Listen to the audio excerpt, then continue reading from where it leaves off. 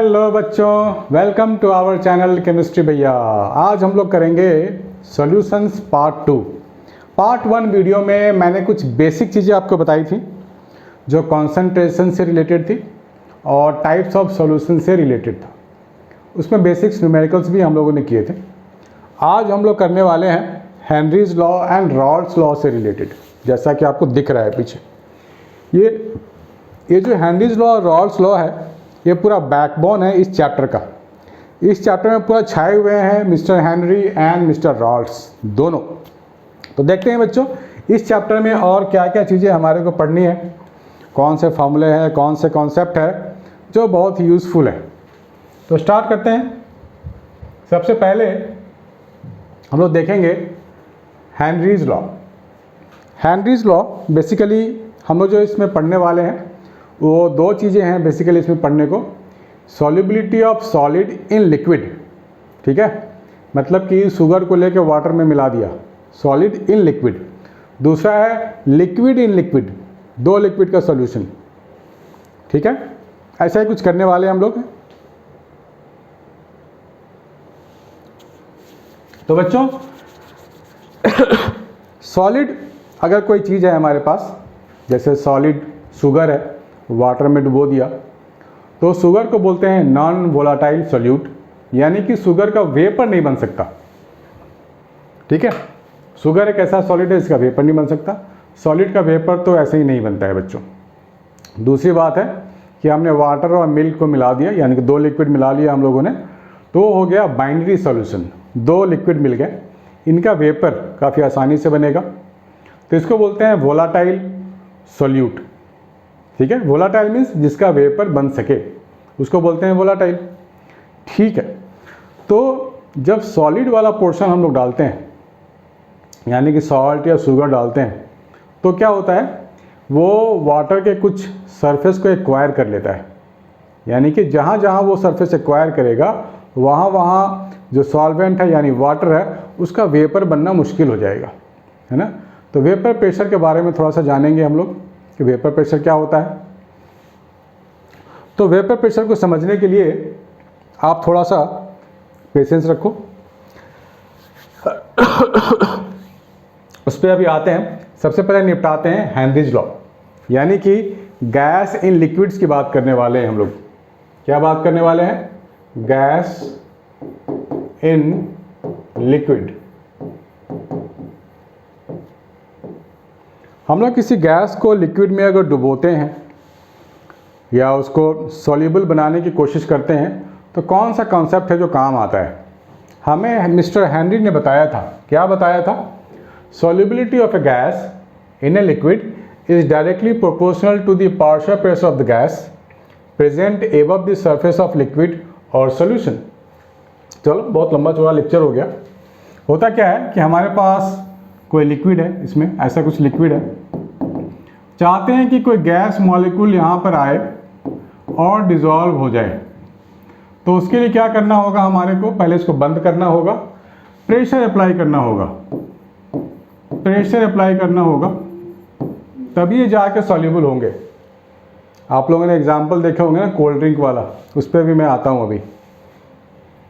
तो प्रेशर जो होगा वो directly related to mole fraction होगा। हम लोगों ने देखा है मोल फ्रैक्शन का सिंबल कैसा होता है, एक्स होता है। जितना ज़्यादा प्रेशर अप्लाई करेंगे उतना ज़्यादा ये सॉल्युबल होगा, मोल फ्रैक्शन बढ़ता ही जाएगा और इसकी सॉल्युबिलिटी बढ़ती जाएगी। तो इस इक्वेशन को बनाने के लिए एक कांस्टेंट को यहाँ लगाया गया है, KH, इसको बोलते हैं हेनरीज कांस्टेंट, ठीक है बच्चों। तो हमने क्या सीखा? प्रेशर जितना ज़्यादा होगा उतना ज़्यादा ये गैस सॉल्युबल होगा लिक्विड में। प्रेशर कम तो सॉल्युबिलिटी कम, और सॉल्युबिलिटी का मोल फ्रैक्शन से डायरेक्ट रिलेशन है। सॉल्युबिलिटी ज़्यादा होने का मतलब है मोल फ्रैक्शन का ज़्यादा होना, या फिर हम कह सकते हैं प्रेशर ज़्यादा होगा तो मोल फ्रैक्शन ज़्यादा होगा गैस का inside this solvent. Mole fraction ज़्यादा होगा मीन्स सॉल्युबिलिटी ज़्यादा होगी। तो और ये जो KH है ये टेम्परेचर से डिपेंडेंट है। टेम्परेचर अगर बढ़ाओगे ना तो ये KH की वैल्यू भी बढ़ेगी, ठीक है, इसकी प्रॉपर्टी है वो। तो अगर मान लो प्रेशर कांस्टेंट हो गया तो क्या लिख सकते हैं हम लोग? P P upon K H is equal to mole fraction. Suppose मान लो प्रेशर कांस्टेंट है, प्रेशर को न बढ़ाना है न घटाना है, यानी कि हम लोग बोल सकते हैं कि x इन्वर्सली रिलेटेड टू के एच, बोल सकते हैं ना। और मान लिया टेम्परेचर बढ़ा दिया हम लोगों ने, जब टेम्परेचर इंक्रीज करेंगे तो के एच भी इंक्रीज करेगा और मोल फ्रैक्शन इंक्रीज कर जाएगा, सॉरी डिक्रीज कर जाएगा। मोल फ्रैक्शन डिक्रीज कर गया तो क्या होगा, प्रेशर। अब होता क्या है कि जब मोल फ्रैक्शन डिक्रीज कर जाएगा तो जो हम लोगों ने गैस लिया था डिज़ोल्व करने के लिए लिक्विड में, वो गैस डिज़ोल्व नहीं होगा। मोल फ्रैक्शन कम यानी कि सॉल्युबिलिटी कम, यानी कि फिर तो डिज़ोल्व होना बड़ा मुश्किल है। इसलिए आपने देखा होगा कोल्ड ड्रिंक की बोतल में बबल्स होते हैं, जैसे आप ढक्कन खोलोगे फिट से आवाज़ आती है और बबल्स ऊपर की ओर आते हैं। क्यों होता है ऐसा, कभी सोचा है बच्चों? है ना, कोल्ड ड्रिंक की बोतल है ना, देखो यहाँ बबल्स होते हैं, आप ध्यान से देखना अपने घर में। उस बबल्स में क्या होता है कि टाइटली, बॉटल तो टाइटली क्लोज्ड है, जैसे आप खोलोगे तो बबल्स ऊपर की ओर आते हैं, क्योंकि जब आपने ढक्कन खोला तो जो पी का क्वांटिटी है, प्रेशर, वो कम हो गया। प्रेशर कम होने से उसकी सॉल्युबिलिटी है उस गैस की जो लिक्विड में, वो कम हो गई। ठीक है, प्रेशर कम तो सॉल्युबिलिटी कम, वो गैस कार्बन डाइऑक्साइड बाहर की ओर आने लगता है। ठीक है, नहीं ऑब्जर्व किया तो ऑब्जर्व करके देखना आप। तो हम कह सकते हैं कि solubility of carbon dioxide gas in liquid, that is application of Henry's law. Exam में पूछा जा सकता है, right one application of Henry's law. तो हम लोग क्या बोलेंगे, आपको दिख रहा है बच्चों ये फिगर? दिख तो रहा है। तो हम लोग क्या बोलेंगे, हम लोग ये बोलेंगे कि मिक्सिंग ऑफ कार्बन डाइऑक्साइड या solubility of carbon dioxide in the liquid is followed by Henry's law only. Pressure हम लोग ज़्यादा देते हैं so that carbon dioxide can be soluble in the liquid. ठीक है, एक तो ये एप्लीकेशन हो गया है। अब हम लोग क्या करते हैं, इस बॉटल को अगर आप हीट कर दो या रूम टेम्परेचर पर रख दो तो क्या होगा, कार्बन डाइऑक्साइड गैस ऑलरेडी बाहर निकल चुका होगा, आपको पीने में मज़ा ही नहीं आएगा। जब तक ढक्कन बंद है तभी तक आपको पीने में मज़ा आएगा, क्योंकि कार्बन डाइऑक्साइड अंदर जाता है आपको तो वो रिलैक्स फील कराता है और आपको एक्साइटमेंट देता है। खैर जो भी है, तो ये this is one of the application, mixing of solubility of carbon dioxide gas in liquid bottle, in soda bottle, that is one of the application of Henry's law. तो इसको हम लोग अगर आगे बढ़ेंगे, और भी एप्लीकेशंस हैं इसके, जैसे एक्वेटिक लाइफ, यहाँ पे लिख देता हूँ मैं, एक्वेटिक लाइफ। एक्वेटिक लाइफ का क्या मतलब होता है, जो भी ऐसे जीव जंतु, जो भी एनिमल्स, मैमल्स या कोई भी एनिमल्स हो जो वाटर में रहते हैं, फिश हो गया, ऑक्टोपस हो गया, व्हेल हो गया, ये सब क्या होता है, डीप वाटर में रहते हैं। तो वो लोग वहाँ रहना पसंद करते हैं जहाँ पे वाटर का टेम्परेचर कम हो, कोल्ड वाटर हो। हॉट वाटर में नहीं रहते ये। होता क्या है, हॉट वाटर में टेम्परेचर ज़्यादा है, टेम्परेचर ज़्यादा होने की वजह से जो भी ऑक्सीजन मॉलिक्यूल हैं लिक्विड में, वाटर में, वो तो उसकी सॉल्युबिलिटी कम हो जाती है, वो बाहर की ओर निकल जाते हैं। यानी कि हॉट वाटर में ऑक्सीजन कम होता है, that is not good for aquatic life. इसीलिए कोई भी एनिमल, कोई भी ऐसा जीव जंतु जो पानी में रहते हैं, उनको चाहिए cold water. KH value for O2 increases with increase in temperature, so solubility decreases with increase in temperature. KH की वैल्यू तो बढ़ गई, KH की वैल्यू का बढ़ना और सॉल्युबिलिटी का कम होना। ठीक है, तो aquatic life also follows Henry's law principal. तो एक्वेटिक लाइफ का बोल सकते हो second application of Henry's law. ठीक है, एक और एप्लीकेशन होता है स्कूबा डाइवर्स, आपने देखे होंगे स्कूबा डाइवर्स। देखता हूँ डायग्राम में, मेरे पास होगा तो मैं बताऊंगा।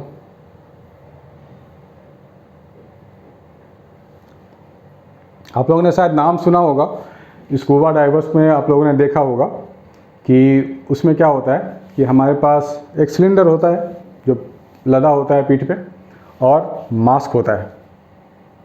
मैं देखता हूँ मेरे पास डायग्राम होंगे और तो let me check it out. Scuba divers है, तो ये है स्कूबा डाइवर्स।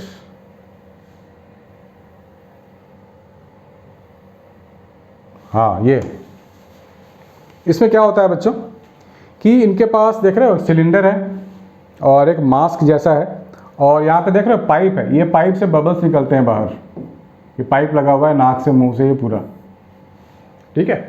होता क्या है, जब ये बहुत नीचे तक आ चुके होते हैं, स्कूबा डाइवर्स तो काफ़ी नीचे तक जाते हैं ना एक्वेटिक लाइफ को पास से देखने के लिए। शायद आप लोगों ने टीवी में देखा होगा, नेट जियो में देखा होगा कि scuba divers go very very deep inside और वो एक्वेटिक लाइफ को बहुत पास से देखते हैं। तो जितना ये नीचे जाएंगे प्रेशर इंक्रीजेस, प्रेशर बढ़ता ही जाएगा, ठीक है बच्चों। प्रेशर क्या होगा, इंक्रीज करेगा। प्रेशर जब इंक्रीज करता है तो इनके फेफड़े पे, चेस्ट पे भी प्रेशर पड़ता है बच्चों, है ना, चारों ओर से प्रेशर बनता है ऐसे, यानी कि चेस्ट या लंग्स को वहाँ पर कोलैप्स होने का डर होता है। तो हम लोग क्या करते हैं, उस चीज़ से बचने के लिए सिलेंडर में ऑक्सीजन भर के ले जाते हैं। लेकिन जब ऑक्सीजन भर रहे होते हैं तो उस टाइम थोड़ा नाइट्रोजन की मात्रा भी होती है, क्योंकि oxygen is a mixture of nitrogen as well. तो जब यहाँ से हाई प्रेशर पे ये हम लोग ऑक्सीजन अपने अंदर लेते हैं, तो हमारे अंदर भी हाई प्रेशर बनता है, ऐसा ऐसा ऐसा ऐसा, लंग्स को सपोर्ट करने के लिए, ताकि हाई प्रेशर बाहर वाला, हाई प्रेशर अंदर वाला, दोनों एक दूसरे के अपोजिट हो जाएं और लंग्स हमारा सेफ रहे। इसी चीज़ को समझने के लिए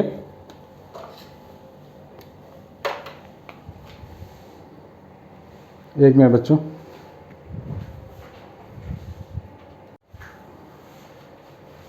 ठीक है। तो इस तरह से हम लोग प्रेशर जो इस कंटेनर में है, हाई प्रेशर में अपने अंदर ऑक्सीजन भरते हैं और ये प्रेशर हमारे को बाहरी प्रेशर से बचाता है और लंग्स हमारा सेफ हो जाता है। स्कूबा डाइवर्स जैसे ये ऊपर जाएगा, ये डाइवर जैसे सरफेस पे जाएगा, ऊपर आएगा, तो प्रेशर कम होगा। जैसे जैसे ऊपर जाएगा प्रेशर रिलीज होगा, तो यहाँ से बबल्स भी ज़्यादा निकलेगा। जैसे बॉटल वाला एग्जाम्पल था, आप बॉटल खोलोगे कोल्ड ड्रिंक का तो क्या होगा, कार्बन डाइऑक्साइड गैस बाहर आएगा। सिमिलरली जब ये ऊपर जाएगा, प्रेशर कम होगा, तो उसके अंदर जो गैस था वो बाहर की ओर आएगा। उसमें नाइट्रोजन गैस भी होता है, नाइट्रोजन गैस भी बाहर की ओर आना चाहता है। तो इस प्रोसेस में क्या होता है, नाइट्रोजन गैस हो सकता है आपके जो वेन्स है, पतले पतले जो वेन्स होते हैं बॉडी के अंदर, उसमें वो जा करके हो सकता है वो फंस जाए, ब्लॉकेज बना दे, जो सेहत के लिए अच्छा नहीं है, लाइफ के लिए अच्छा नहीं है। तो इस चीज़ से हम लोग बचने के लिए ये जो कंटेनर है, इसमें नाइट्रोजन की संख्या, नाइट्रोजन का जो क्वांटिटी होती है बहुत ही कम रखा जाता है, ताकि वो स्वास्थ्य के लिए हानिकारक ना बने, लाइफ के लिए डेंजर ना बने। ठीक है बच्चों, ये स्कूबा डाइवर्स का फंडा है। तो हम लोगों ने अभी देखा हेनरीज लॉ के एप्लीकेशन। तो आपको ये समझना पड़ेगा बच्चों कि हेनरीज लॉ कितना इंपॉर्टेंट है ना। इसका ग्राफ भी इंपॉर्टेंट है हेनरीज लॉ के लिए। ये प्रेशर है, ये मोल फ्रैक्शन है, ये ग्राफ ये बनेगा हमारा, ठीक है। KH हो जाएगा इसका स्लोप। ग्राफ भी पूछा जाता है, this is mole fraction and this is pressure, ठीक है। ये हुआ है हमारा। इसके आगे हमें पढ़ना है रॉल्स लॉ, है ना। रॉल्स लॉ भी बहुत बहुत बहुत बहुत इंपॉर्टेंट है। रॉल्स लॉ करते हैं।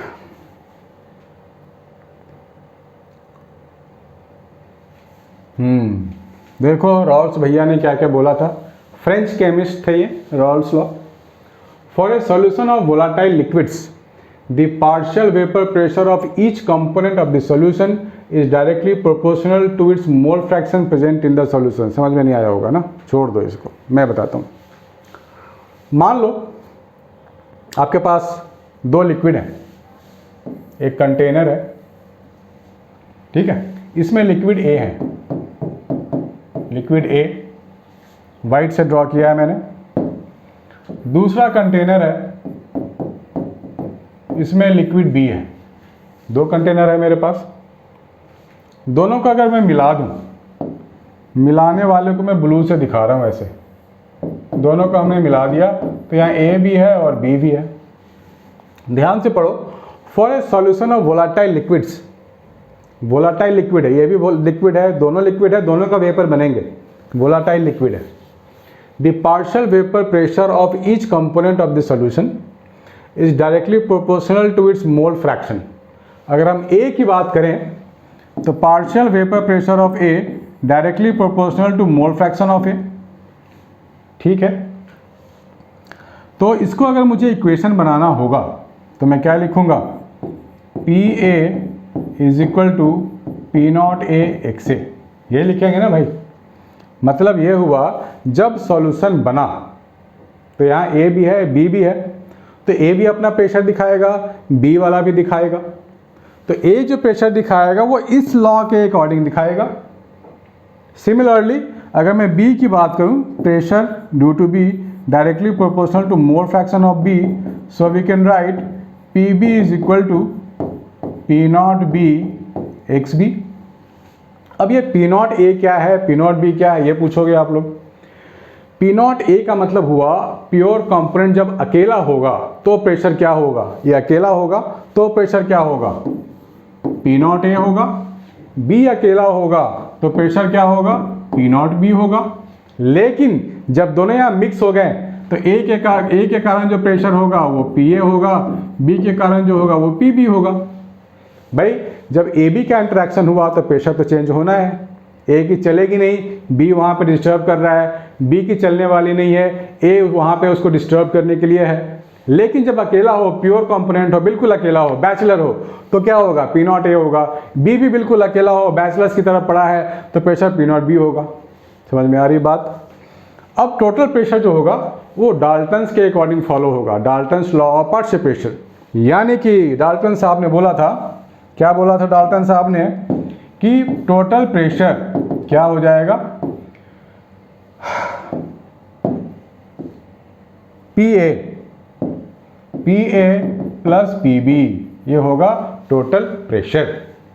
और पी ए हम लोगों ने अभी अभी लिखा हुआ है, P not A X A plus P not B X B, ये है total expression. Please make a note बच्चा लोग।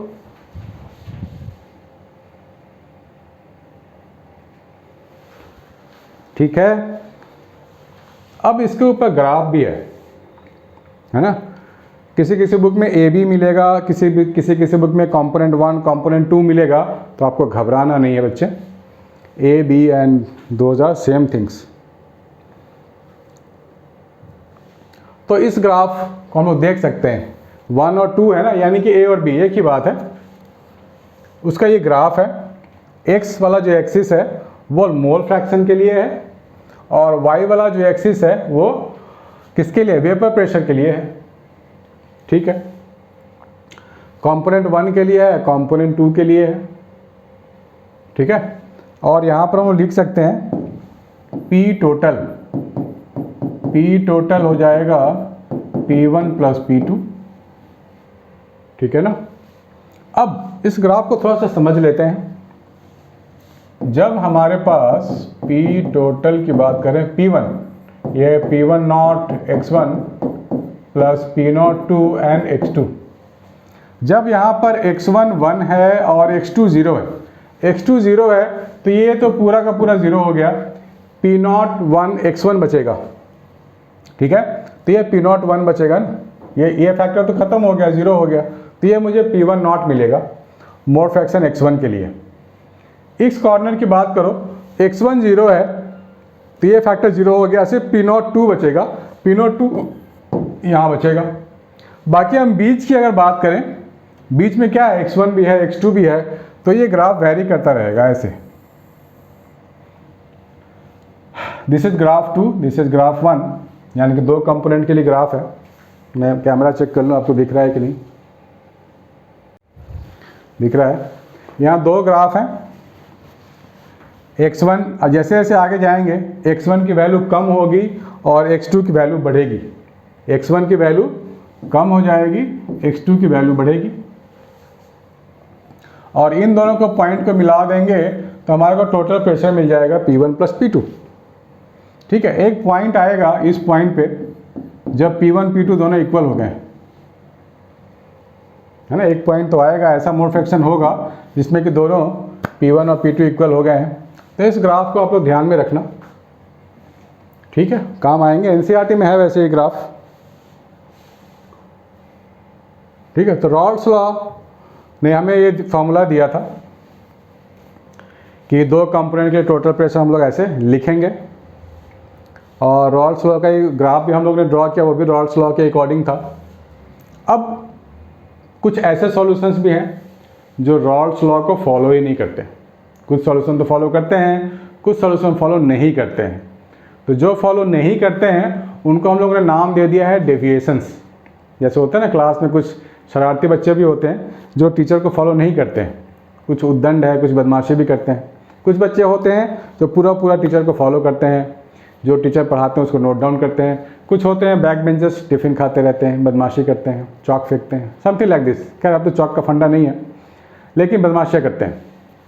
तो कहने का मतलब ये है कि दो solution which does not obey Raoult's law are called non ideal solution. मैं बता देता हूँ, लिखवा भी दूंगा, नोट्स भी दूंगा बच्चों आपको।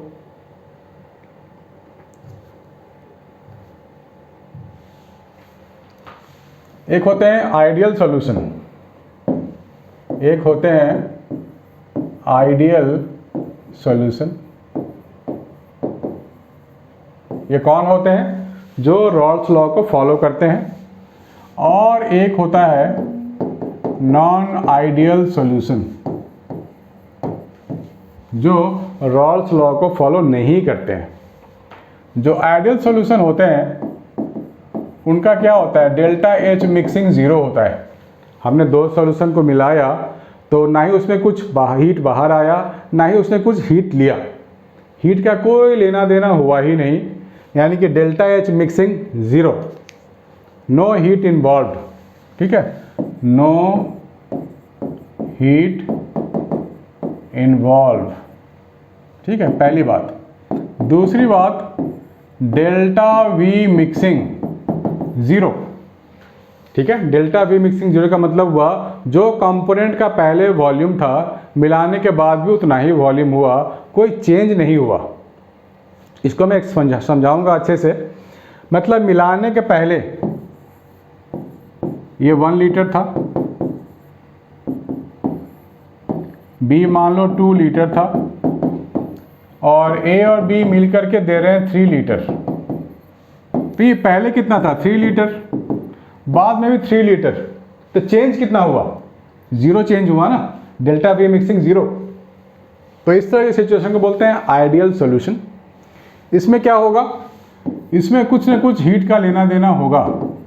इसमें डेल्टा एच मिक्सिंग ज़ीरो नहीं होगा, डेल्टा वी मिक्सिंग ज़ीरो नहीं होगा। समझाता हूँ विथ एग्जाम्पल, घबराने का नहीं, ठीक है। अपन है तो क्या घबराने का। पहले इसको लिख लो बच्चों।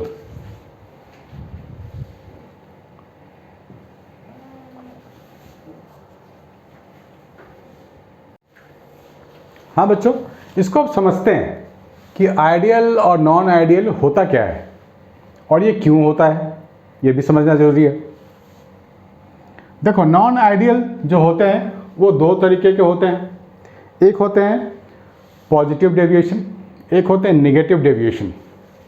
लिख लो, नॉन आइडियल सॉल्यूशन दो होते हैं। एक को बोलते हैं पॉजिटिव डेविएशन, मतलब टीचर ने पढ़ाया तो ए बी सी तक है, अगले बच्चा एडवांस है, डी ई एफ खुद से पढ़ लिया उसने, इसको बोलते हैं पॉजिटिव डेविएशन। और एक है निगेटिव डेविएशन।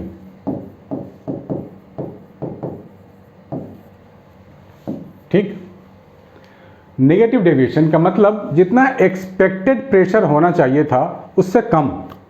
मैंने एक्सपेक्ट किया कि भाई वो बच्चा कम से कम 40 नंबर तो लाएगा या पास हो जाएगा, लेकिन वो 40 की जगह 20 लाया, फेल हो गया। नेगेटिव डेविएशन, जितना एक्सपेक्ट किया था उससे कम ला रहा है। ये एक्सपेक्ट किया था कि भाई 40 नंबर लाएगा, लेकिन ये 60 ले आया, ज़्यादा हो गया, पॉजिटिव डेविएशन। तो यहाँ मतलब ये है, यहाँ हम बात करेंगे बॉन्डिंग के टर्म में, इंटरैक्शन के टर्म में। इंटरेक्शन पर सब कुछ डिपेंड करता है। कैसे देखते हैं। हमारे पास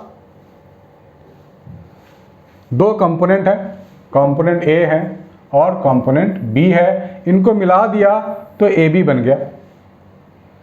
तो पॉजिटिव डेविएशन में क्या होता है, पॉजिटिव डेविएशन में क्या होता है,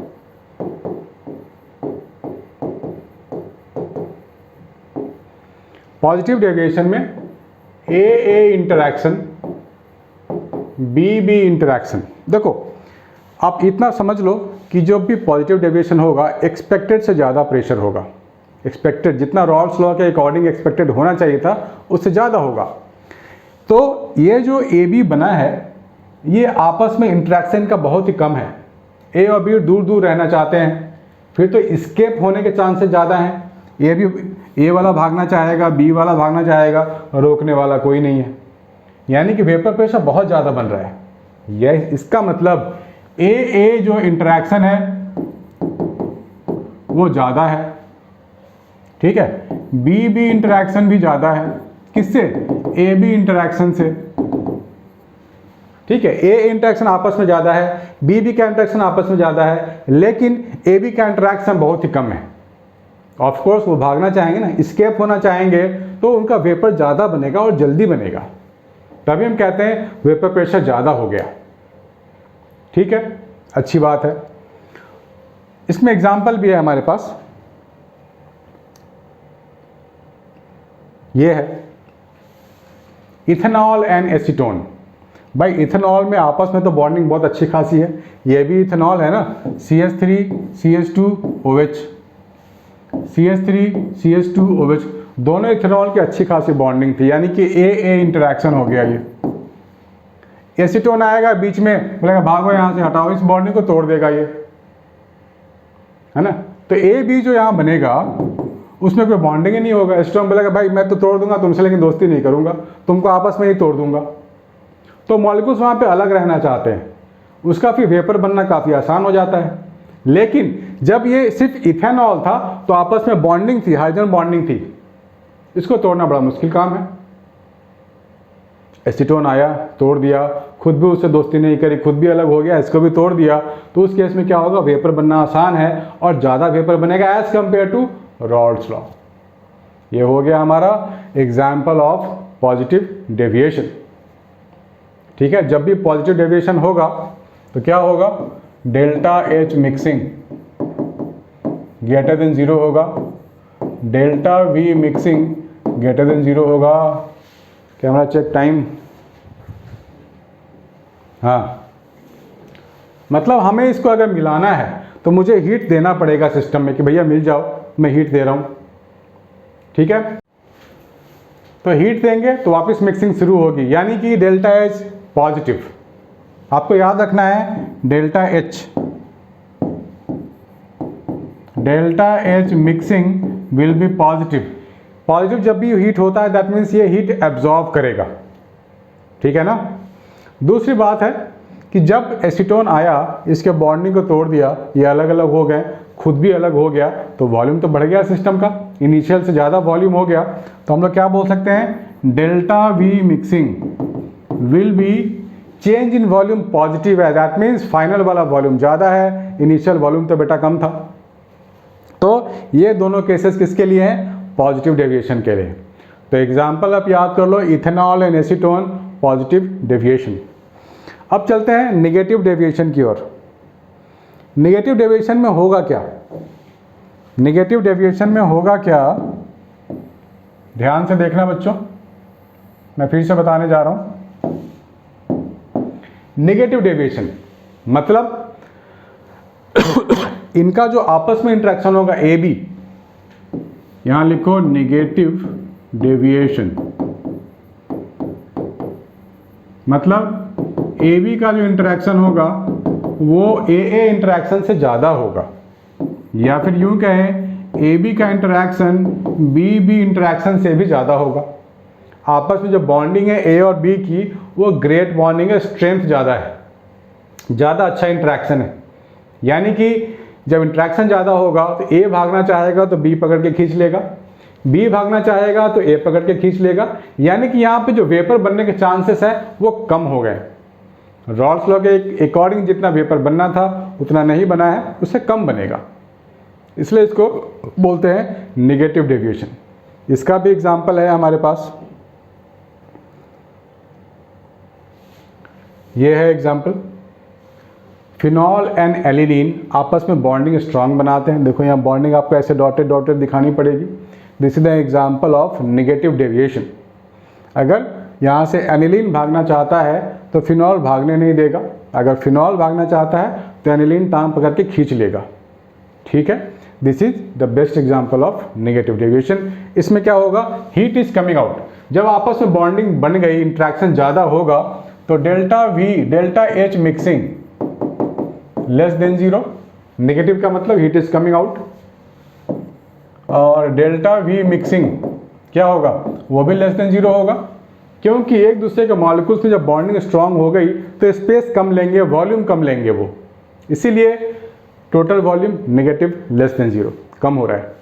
ठीक है बच्चों, तो आपको कंडीशंस याद होनी चाहिए, एग्जाम्पल भी याद होने चाहिए। Best thing is this. उसके बाद ये ग्राफ आपको आनी चाहिए। एनसीईआरटी में ग्राफ है, ये ग्राफ किसके लिए, ध्यान से देखना। एक लाइन ऊपर से गया हुआ है, ब्लू लाइन ऊपर से है, यहाँ भी ब्लू लाइन ऊपर से है। डॉटेड डॉटेड वाला जो था वो रॉल्स लॉ के अकॉर्डिंग था वो ग्राफ, लेकिन आप जो ब्लू लाइन ऊपर देख रहे हैं ना, P1 के ऊपर भी ब्लू है, P2 डॉटेड के ऊपर भी ब्लू है, टोटल प्रेशर के ऊपर भी ब्लू है। जब एक्सपेक्टेशन से ज़्यादा प्रेशर हो जाए तो पॉजिटिव डेविएशन ऐसे ही ग्राफ बनेगा बच्चों, और जब एक्सपेक्टेशन से कम हो जाए प्रेशर तो सारे ब्लू लाइन नीचे नीचे चलेंगे। ये P1 के लिए लाइन है तो नीचे चला गया, P1 कम हो गया, यहाँ भी नीचे है, और टोटल के लिए भी नीचे ही रहेगा। This is negative deviation. तो ये ग्राफ आपको आने चाहिए, एनसीईआरटी के ग्राफ है बच्चों, बुक में भी मिल जाएंगे आपको। कहने का मतलब है कि भूलना नहीं है, सारे सिलेबस की चीज़ें ही बता रहा हूँ, ऐसा नहीं कुछ आउट ऑफ द थिंग बता रहा हूँ। तो ये सब चीज़ें आपको ध्यान में रखनी पड़ेंगी। इसके बाद हम लोग करेंगे एजियोट्रॉप्स। ठीक है, बने रहो, अभी ख़त्म नहीं हुआ है, पानी पी के आता हूँ।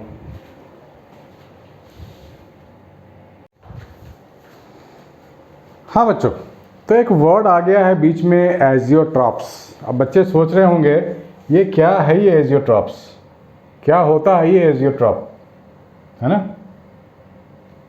तो एजियोट्रॉप ये जो नाम है ना, आप नाम पे मत जाना, बस मैं समझा देता हूँ क्या है। एजियोट्रॉप की प्रॉपर्टी क्या है, एजियोट्रॉप उसको बोलते हैं जो बाइनरी सॉल्यूशंस हो, दो लिक्विड वाले सॉल्यूशंस हो, बाइनरी सॉल्यूशन। ठीक है, बढ़िया है। दो लिक्विड है, लिक्विड ए लिक्विड बी। अब इनका जो वेपर बनता है तो दोनों ए और बी का साथ साथ वेपर बनेगा। दोनों की जो क्वांटिटी होगी वेपर में भी सेम होगी और लिक्विड में भी सेम होगी। तो आप लिख लो, same presence in liquid as well as in vapour. ठीक है, दोनों सेम क्वांटिटी में प्रेजेंट रहेंगे, वेपर में साथ साथ चलेंगे। ठीक है, इसी को बोलते हैं एजियोट्रॉप। तो एजियोट्रॉप को भी दो भाग में डिवाइड किया गया है। एक को बोलते हैं minimum boiling azeotrope, minimum boiling azeotrope. Minimum boiling azeotrope किसके लिए होता है, पॉजिटिव डेविएशन वालों के लिए होता है। ठीक है, अब होता क्या है, पॉजिटिव डेविएशन में वेपर तो बहुत ज़्यादा होता है, तो जिसका वेपर ज़्यादा होता है बच्चों उसको बॉयल करना बड़ा आसान है।